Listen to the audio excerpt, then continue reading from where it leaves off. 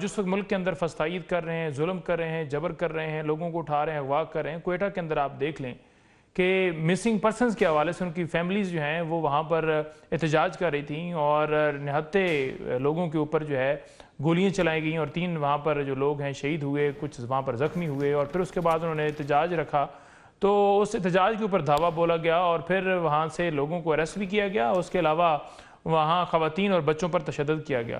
تو میرا خیال میں تو یہ سوال ان سے بنتا ہے جنہوں نے آئین کو پامال کیا، یہ ان سے بنتا ہے جنہوں نے آئین کو توڑا، یہ ان سے بنتا ہے جنہوں نے الیکشن چوری کیا، یہ ان سے بنتا ہے جنہوں نے پی کا لا جو لے کر آئے تاکہ صحافیوں کی آواز بند کی جائے، یہ ان سے بنتا ہے جنہوں نے 26ویں ترمیم کے ذریعے عدالتوں کو بالکل ختم کیا، یہ ان سے بنتا ہے جنہوں نے چیف الیکشن کمشنر کو کہا کہ آپ دھاندلی جو ہے وہ کروانے کے اندر پورا رول ادا کیجئے اور آپ کا ٹائم ختم ہو جائے گا، پھر بھی آپ کو نہیں ہٹایا جائے گا۔ یہ ان سے بنتا ہے جو ججز کو تھریٹ کرتے ہیں، یہ ان سے بنتا ہے جو 6 ججز انصاف کے لیے سپریم کورٹ گئے ہیں اور چیف جسٹس وہاں پر سوئے ہوئے ہیں، کیونکہ ان کو بھی اسی طریقے سے لایا گیا اس 26ویں ترمیم کی روشنی میں، جہاں پر جسٹس منصور کو لگنا تھا اور دوسرے کو لگا دیا گیا۔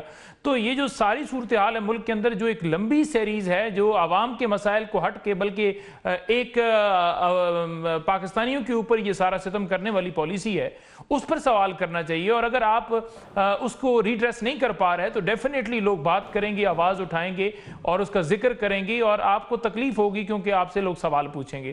تو سوال ان کا پوچھنا حق بنتا ہے، اور اس کو اگر آپ سمجھتے ہیں کہ یہ جارحانہ پالیسی ہے تو جارحانہ پالیسی تو وہ ہے کہ اٹھا لو، گرفتار کر لو، ایک مقدمے میں ریلیز ہو تو دوسرے میں دھر لو، وکیلوں پر مقدمے بناؤ، ان کے لیڈر پر مقدمے بناؤ، کارکنان پر مقدمے بناؤ۔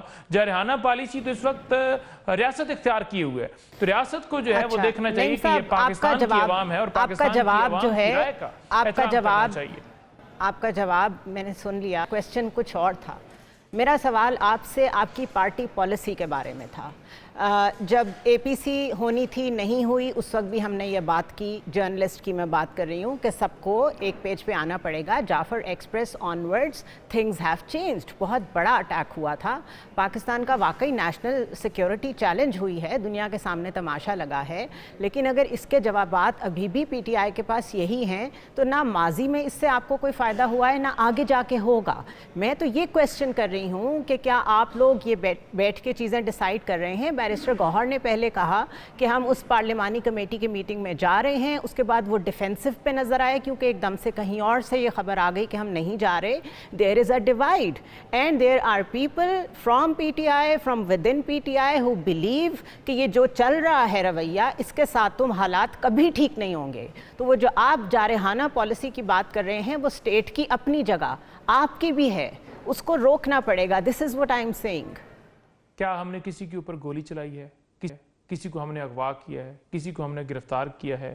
کسی کے اوپر ہم نے ڈنڈے برسائے ہیں؟ گولی کیوں چلائی؟ یہ سارے آپ کے ریٹرکس جو ہیں، یہ سارے ریٹرکس جعفر ایکسپریس سے پہلے کی بات ہے نا، میں آگے کی پالیسی ڈسکس کر رہی ہوں۔ کل میری رؤف حسن صاحب سے بات ہو رہی تھی، بڑی ریزنیبلی انہوں نے بات کی، انہوں نے بھی یہی کہا کہ انگیج کریں، اکٹھے بیٹھیں، سونر اور لیٹ بیٹھنا ہی حل ہے، اور کوئی حل ہی نہیں ہے۔ وہ یہ کہہ رہے ہیں، لیکن آپ کوئی اور جواب دے ہی نہیں رہے سوائے اس کے کہ جو کچھ ہوا بس اس کو ریپیٹ کیے جائیں، اس کا فائدہ کوئی نہیں ہے۔ کیوں نہیں ہم ریپیٹ کریں؟